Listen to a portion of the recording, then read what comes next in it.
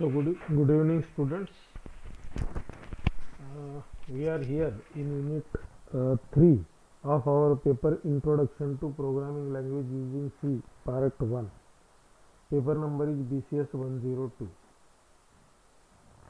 Up till now, we have completed if statement, if else statement, and nested if statement. In this video lecture, we are going to see the concept of else if ladder statement. I have already told you that sometimes nested if is also called as ladder. जिथे जिथे nested नाव येतं ना तिथे तिथे तुम्ही लॅडरचा वापर किंवा म्हणू शकता. Now what is else if if there are multiple conditions in my program which are depending on one another, then in that particular situation you have to use else if ladder statement. Now what is else if ladder? If else if असं जरी म्हणलं तरी चालतं, कारण की आपण कुठलंही statement else पासून चालू करू शकत नाही. त्याला इफ एल्स आणि नंतर परत इफ, पुन्हा एल्स, पुन्हा इफ, पुन्हा एल्स असं जेव्हा असतं तेव्हा त्याला ladder, else if ladder statement म्हणतात. किंवा जर टेक्निकली भाषेत करेक्ट सांगायचं म्हणलं तर it is called as if else if ladder. So if else if ladder helps user decide from among multiple options. The C++ if statements are executed from the top down.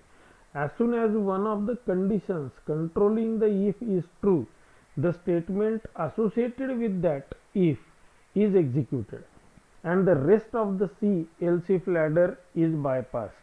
If none of the conditions is true, then the final else statement will be executed. तुम्हाला आता हे इथं लक्षात येईल पहा.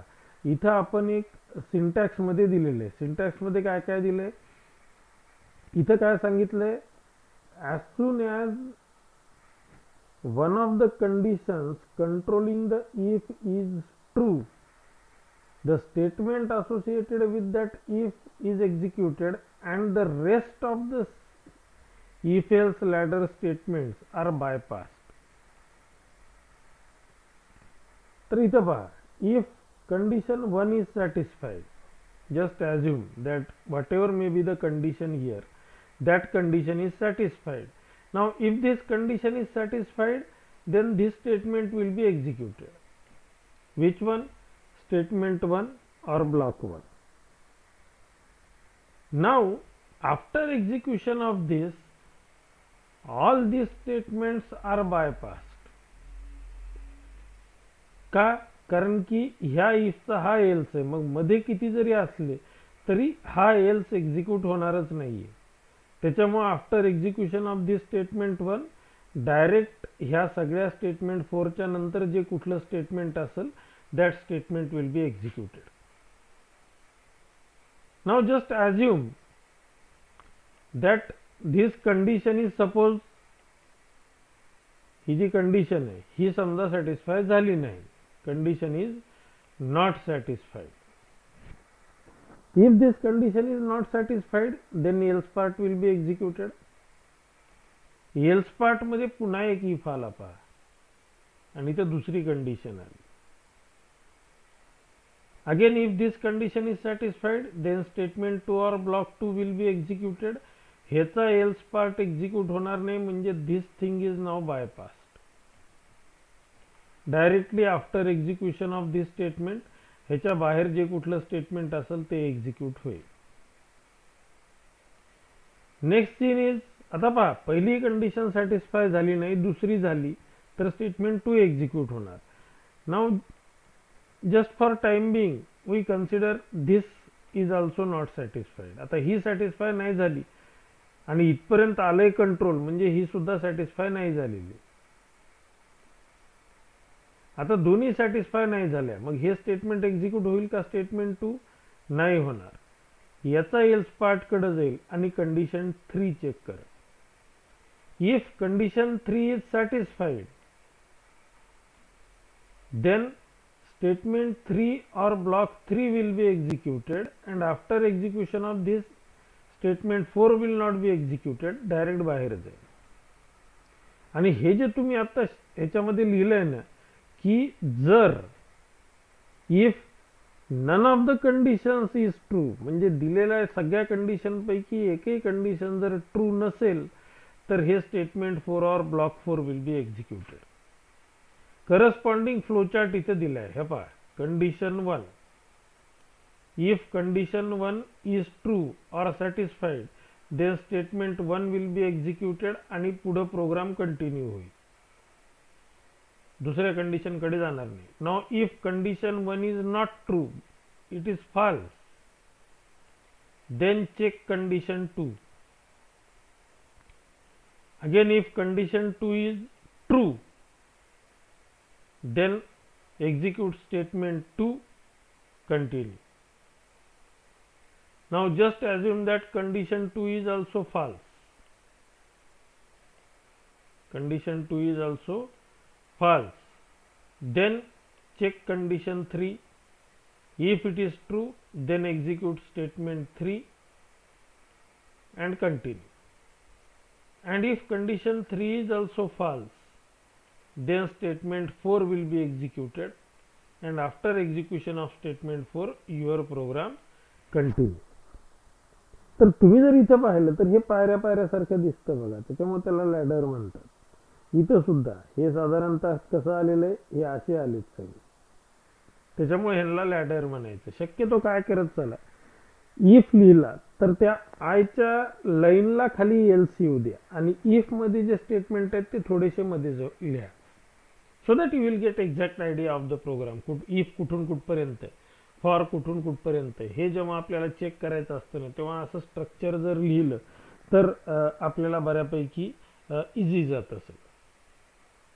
So this is all about if else ladder किंवा if else if ladder किंवा else if ladder, काहीही म्हणा तुम्ही त्याला, चालतं. Now here is one sample program. Program कशाचा आहे? Program to find out largest among 4 numbers. 4 number मधला लार्जेस्ट काढायचा. तर पहिल्यांदा इंटिजर एबीसीडी घेतलं, तर एबीसीडी 4 व्हॅल्यूज घेतल्यात आपण.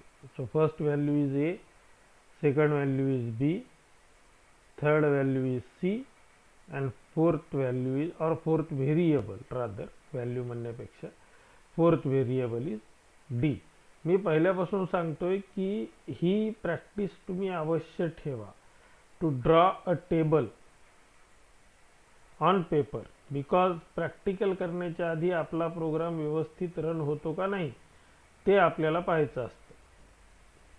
So first statement is integer A B C D, next statement is enter 4 numbers. आता समजा आपण 4 नंबर दिले, कुठले कुठले देऊ आपण? 5, 2, 7 आणि 11, किंवा दुसरा घेऊ 4. Now which one is largest among these 4? 7. मग आपला रिझल्ट 7 आला पाहिजे. येतो का पाहूया आपण. What is first if condition? Now here logical operator and is used. काय लिहिलंय आपण? ए इज ग्रेटर दॅन बी आहे का? 5 is greater than 2, yes. And म्हणजे काय की ह्या तिन्ही अँड गेट जर आपल्याला झालं असेल डिजिटल इलेक्ट्रॉनिक्स मध्ये, तर अँड गेट काय सांगतं की if there are 2 inputs, if both the inputs are high, then and then only output is high. दोन्ही इनपुट जर हाय असतील अँड गेटचे तर त्याचं आउटपुट हे हाय येतं. तसं मग आता इथे काय करावं लागेल? There are 3 conditions, all these 3 conditions are satisfied. ह्या तिन्हीच्या तिन्ही कंडिशन जर सॅटिस्फाय झाल्या तर मला असं म्हणता येईल की this overall condition is satisfied. A is greater than B, condition satisfy होते. A is greater than C, C ची व्हॅल्यू 7 आहे, ए ची व्हॅल्यू 5 आहे. Whether A is greater than C, no. ह्या तिन्हीपैकी कुठलीही एक कंडिशन सॅटिस्फाय झाली नाही की तुमची ही पूर्ण कंडिशन सॅटिस्फाय होत नाही, आणि सॅटिस्फाय जर ती झाली नाही तर हे प्रिंटएफ होणार नाही. हे प्रिंटएफ होणार नाही तर मग काय होणार, आता एल्स पार्ट कडे जाणार. एल्स नंतर परत एक इफ आहे. ह्याच्यामध्ये आपण काय लिहिलंय, if B is greater than A and B is greater than C and B is greater than D. आता इथे अँडच ऑपरेटर आहे, त्याच्यामुळे ह्या तीन पैकी कुठलीही एक कंडिशन सॅटिस्फाय झाली नाही की तिथं सोडून द्यायचं. बी इज ग्रेटर दॅन ए आहे का, बी ची व्हॅल्यू 2 आहे, ए ची व्हॅल्यू 5 आहे. बी इज ग्रेटर दॅन ए आहे का, नाहीये. पहिलीच सॅटिस्फाय झाली नाही आणि त्याच्यानंतर अँड आहे, त्याच्यामुळे पुढच्या कंडिशन चेक करण्याची अजिबात आवश्यकता नाही. Means this condition is also not satisfied. That's why printf largest is b, this statement will not be executed. आणि याच्या एल्स मध्ये परत एक इफ. हे वरती लिहिलं असं तरी चाललं असतं. काय लिहिलंय आपण इथं, if C is greater than A आहे का, सी ची व्हॅल्यू 7, ए ची value 5. C is greater than A आहे. C is greater than B, C ची व्हॅल्यू 7, बी ची value 2. Whether C is greater than B, yes, दुसरी सुद्धा satisfy झाली. Whether C is greater than D, C ची value 7, D ची value 4. त्याच्यामुळे C is greater than D, this statement is also correct or this Boolean expression returns true value. म्हणजे आता इथं या तिन्हीच्या तिन्ही झाल्या म्हणजे ही कंडिशन सॅटिस्फाय झाली. मग रिझल्ट काय येणार, largest is % D C. C ची व्हॅल्यू किती आहे, 7 आहे. So yes, 7 is the largest. And as this condition is satisfied, that's why else part will not be executed.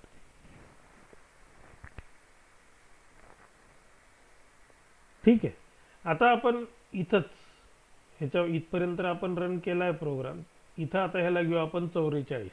Just assume that value of D is 44. 44 जर असली तर ह्या इफला काय होणार आहे, weather C is greater than A, yes. whether c is greater than b, yes, but whether c is greater than d, c ची value 7 आहे, आता d ची व्हॅल्यू 44 आहे. c is greater than d, this condition is not satisfied. त्याच्यामुळे हे statement execute होणार नाही, पण त्याचा एल्स पार्ट एक्झिक्यूट होईल. आणि एल्स पार्ट मध्ये आपण काय लिहिलंय, largest number is %d b and what is value of d, it is 44. So this particular statement is called as if else if ladder or else if ladder किंवा नुसतं ladder म्हणलं तरी चालतं. Now we will see some program on it.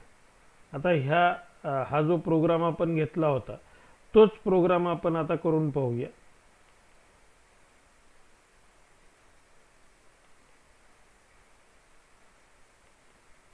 एक minute.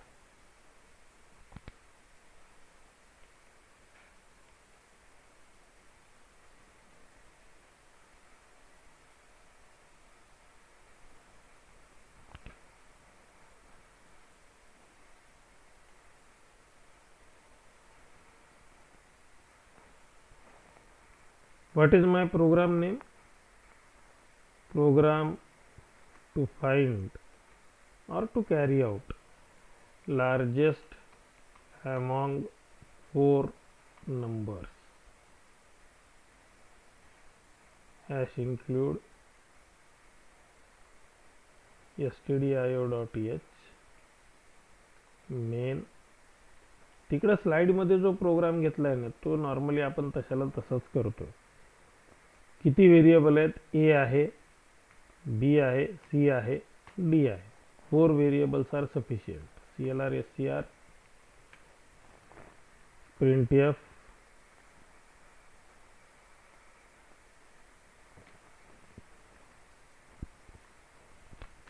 enter 4 numbers. scanf किती number read करायचे आहेत आपल्याला, 4. So %d %d %d %d. आणि किती नंबर आहेत, %a किंवा address of A, address of B, address of C, address of D. 4 value आपण रीड केल्या. 4 व्हॅल्यू रीड केल्याच्या नंतर आता आपण जी कंडिशन लिहिली होती 3 कंडिशन एकत्र, त्या कंडिशन लिहायच्या. आता प्रोग्राम कसा लिहायचा ते तुम्हाला आता ह्याच्यानंतर तुम्ही पाहून घ्या. ही इफच्या नंतर जी एल्स येणार आहे ते ह्या इफच्या लाईनला येईल. So if A is greater than B and A is greater than C and A is greater than D. If all these three conditions are satisfied, then printf /n लिहायची सवय ठेवा. मागच्या व्हिडिओ लेक्चरमध्ये सांगितलं /n means go towards beginning of the next line, किंवा पुढच्या लाईनला जाण्यासाठी जे काही प्रिंट होणार आहे ते पुढच्या लाईनला प्रिंट होईल, करंट लाईन सोडून. लार्जेस्ट व्हॅल्यू इज %d आणि या %d च्या जागी आपण काय लिहिणार आहोत, ए.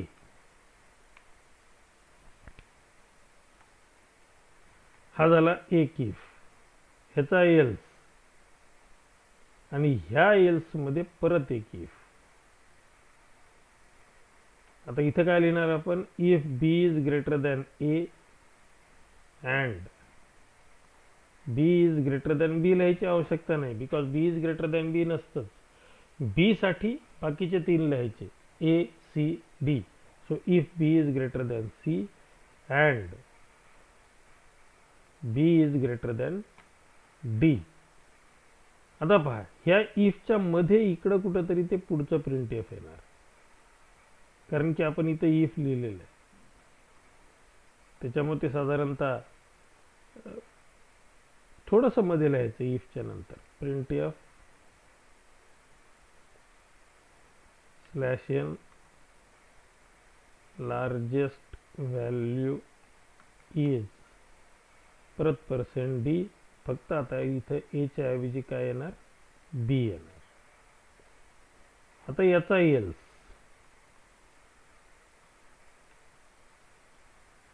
आणि त्याच्यानंतर परत लॅडर. इफ ए झाला बी झाला, if C is greater than A and C is greater than B and C is greater than D, then printf /n largest value is %d आणि इथं कुठली व्हॅल्यू आहे आता, सी.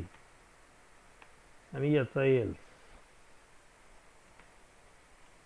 आता इफ लिहायची आवश्यकता नाही. printf /n largest value is %d आणि इथं D. So here my program ends. Get ch मात्र इंटिजरच्या वरच्या लाईनलाच लिहायचं. कुठेही लिहिलं तरी चालतं, पण due to structured programming you have to write like this. ह्याला आपण सेव्ह करून घेऊया.